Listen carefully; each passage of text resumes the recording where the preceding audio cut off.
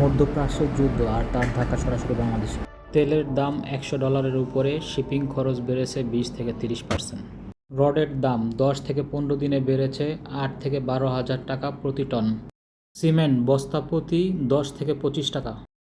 ইট, বালু, পাথরের পরিবহন খরচ বেড়েছে 20-30%। নির্মাণ খরচ বেড়েছে 10-15%। থেমে যাচ্ছে নতুন প্রজেক্ট।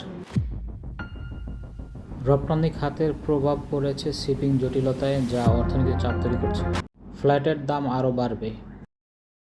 এখনই সিদ্ধান্ত নেবেন নাকি অপেক্ষা করবেন? ডেভেলপারদের জন্য বাল্ক ক্রয় বিকল্প উপকরণ। ডিজাইন পরিবর্তন করে 5-10% সাশ্রয় সম্ভব। সাপ্লাই চেইন ডাইভার্সিফাই করুন। ফ্ল্যাট কেনার আগে দামের ট্রেন্ড দেখুন।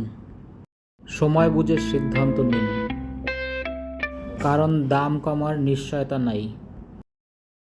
স্মার্ট সিদ্ধান্তই বাঁচাবে আপনার বিনিয়োগ।